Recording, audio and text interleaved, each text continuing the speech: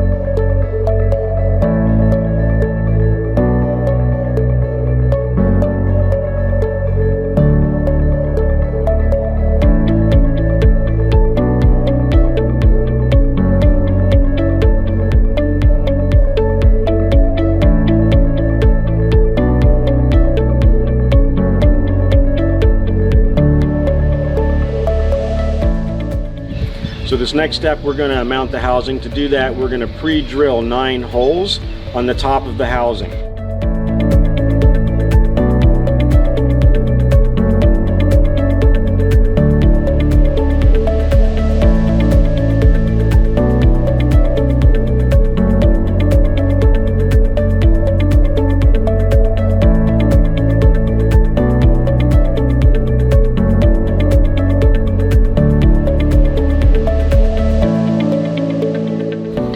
End ones you want to get close to the end cap, so when we put the fender washer catches the end cap, because that's the part that needs to be supported the most.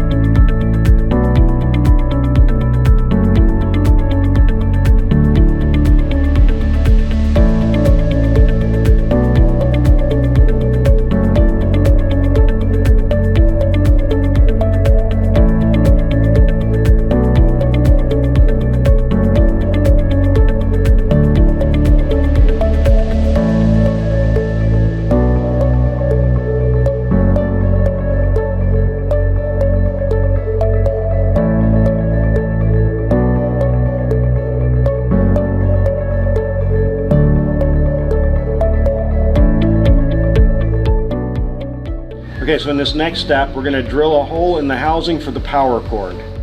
Using a step drill bit, we're going to drill a 3/8 inch hole. Okay, so in this next step, we're going to mount the roll drum and crossbar.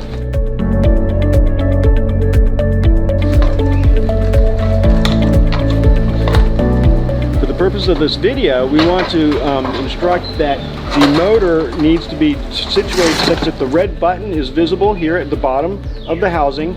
And you can also see that we have a quick connect motor option, and this is the power cord. So the hole we just drilled, this power cord end will go through that hole and we'll connect it right here, and then it just simply plugs into an outlet.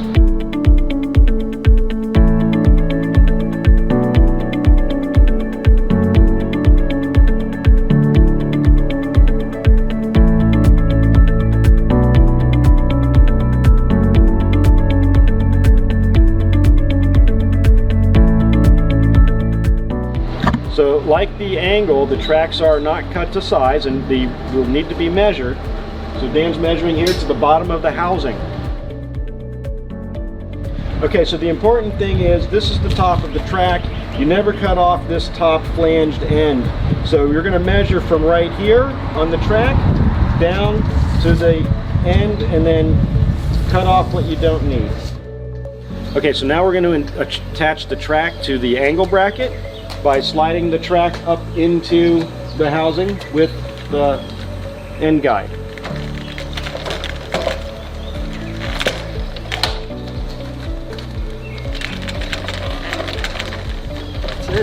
That's it.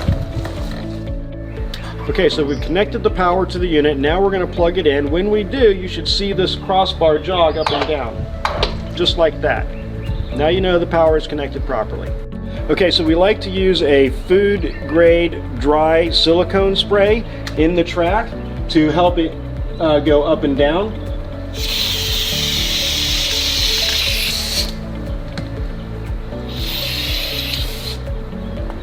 Okay, so now we're going to attach the tracks to the angle through the pre-punched holes in the angle using these 3/4 inch self-tapping screws.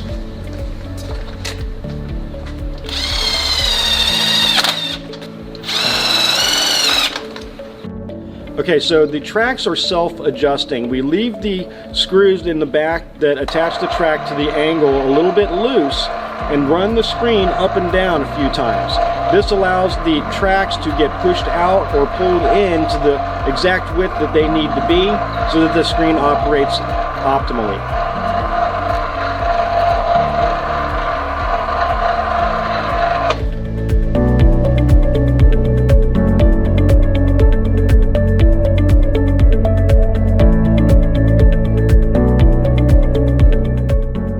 Okay, so we ran the screen up and down a couple times to adjust the tracks, and now we've tightened all the screws in the back of the angle. It's time to set the limits. Okay, so we have it in step mode. So Ross is going to bring it up to where he wants it, and then he'll set the upper limit.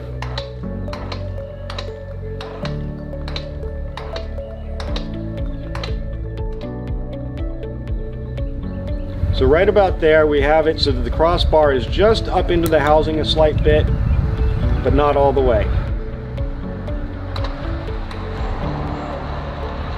Now we set the top limit, we're going to bring it down to set the bottom limit.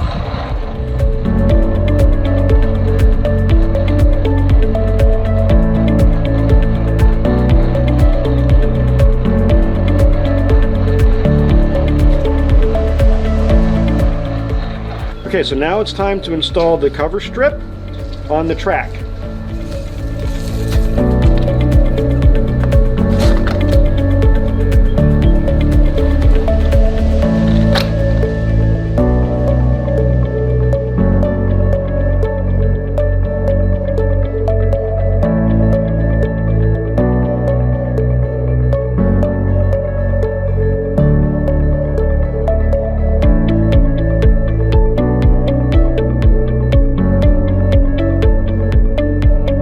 Okay, so the last step, we need to put the housing lid on. To do that, we're going to remove the protective coating, slide it into place, and then attach the 3 screws that hold it in place.